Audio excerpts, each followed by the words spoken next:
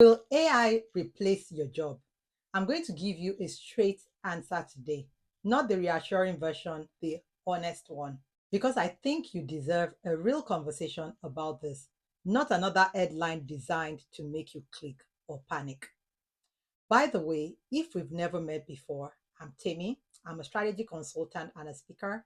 And one of the things I've noticed is that whenever the world changes quickly, people don't just need information, they need someone to help them make sense of it. And this question about AI and jobs is one I've been having over and over again in boardrooms, in coaching sessions, in messages from people watching this channel. So today, I want to give it the honest, careful answer it deserves. Before we go into it, I want to ask you directly, is this something you've been quietly worrying about? Not necessarily in a dramatic way, just that low level of certainty that sits at the back of your mind when you read another AI headline. You don't have to say yes out loud, but if it's there, I want you to know that this video is specifically for you. And drop a comment if you're comfortable. What industry are you in, or what kind of work do you do? It helps me understand who I'm making these videos for, and I genuinely find it useful. So, the honest answer, yes, AI is changing the nature of work significantly. But here is a distinction that almost nobody makes clearly enough. AI is very good at replacing tasks. It's not good at replacing people. Let me explain what I mean. A job is a collection of tasks. Some of those tasks are predictable, repetitive, rule based. They follow a clear process and produce a consistent output. Those tasks AI can do faster and cheaper than any human. And in many cases, it already is. For example, if part of your role involves drafting routine reports, summarizing meetings, or preparing first drafts, AI may be able to help you with those tasks.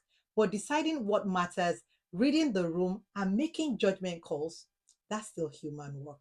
But most jobs, especially the ones that require experience and seniority, also contain things that are not predictable, not rule based, not consistent.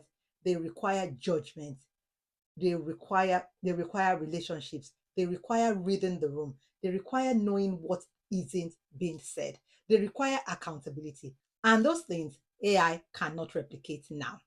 Here's what that means in practice: the part of your job that's at risk is not you, it's the repetitive mechanical part of your work. The first draft, the data entry, the basic research, the standard report, the part that stays, that grows in value, actually is everything that requires a human being. I want you to think about your own work for a moment. What are the parts of your job that feel mechanical? The things that take time but don't really need your best thinking. And what are the parts that only you can do because of your relationships, your experience, your specific knowledge of how things work in your context? Hold those two lists in mind, because the first list is what we should be handing to AI. Did you get that? And the second list is what we should be doubling down on. Drop in the comments if something specific comes to mind. Be more specific about what AI cannot do. Because I think it's important, particularly for people who've been working for 20, 10, 30 years, and sometimes underestimate what they bring. AI cannot build trust with a client. It can draft a proposal, but it can't sit across from someone, read the hesitation, and adjust in real time. AI cannot navigate organization complexity. It can summarize a meeting, but it can't understand the history between two colleagues or know which conversation needs to happen before the decision can be made. AI cannot exercise ethical judgment. It can generate options, but it can't weigh them against the specific values and context of your organization the way someone who've been there for years can. And here is something that took me a while to fully appreciate. These skills, the human ones, become more valuable as AI gets better at mechanical ones. And the truth is, many of these are the very skills experienced professionals have spent decades building, which means your years of experience aren't becoming irrelevant.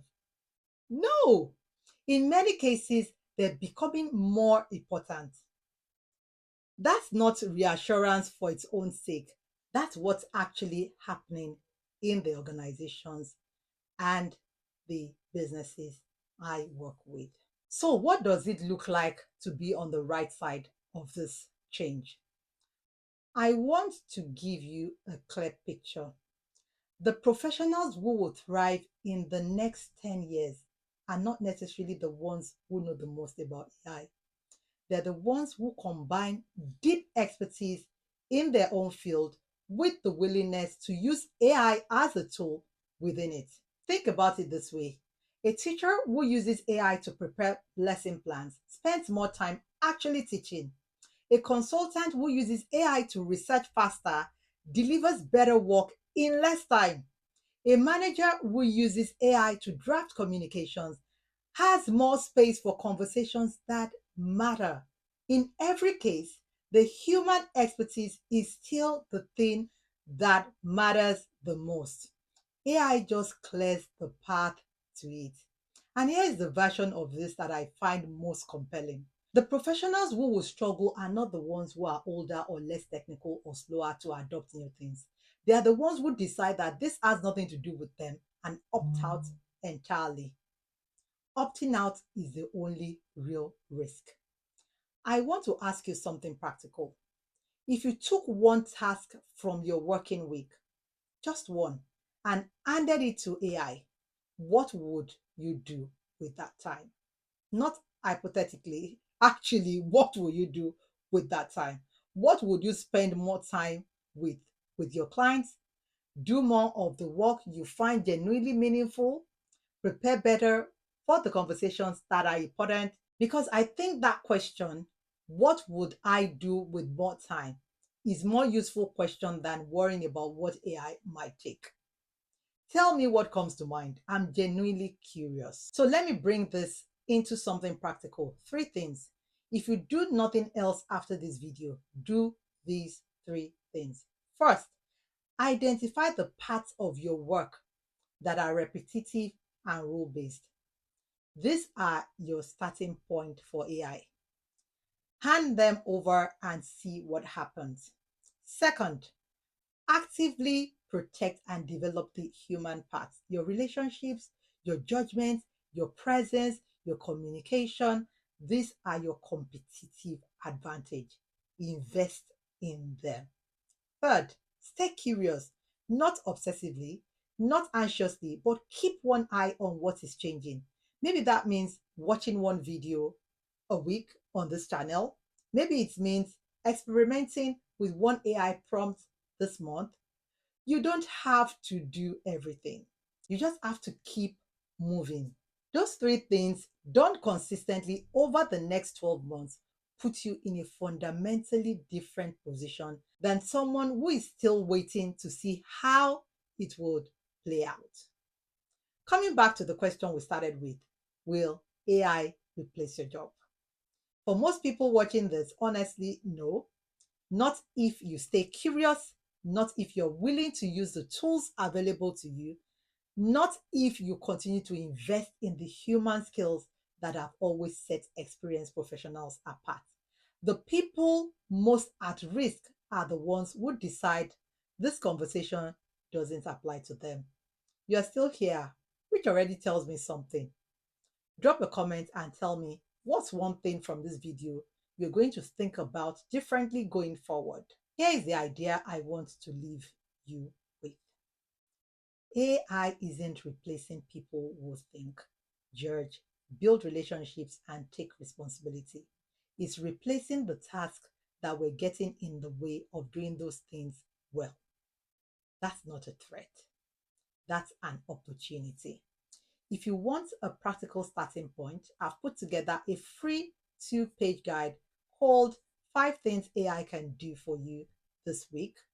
It's a good first step towards identifying where AI can take things off your plate so you can focus on what actually needs you. The link is in the description below. If this gave you something useful, please subscribe. One video a week, always honest, always built around helping you stay confident, capable, and relevant. And if someone in your life is carrying that quiet anxiety about AI and their career, share this with them, because the antidote to anxiety about the future isn't avoiding the conversation, it's having a better one. I'll see you next week.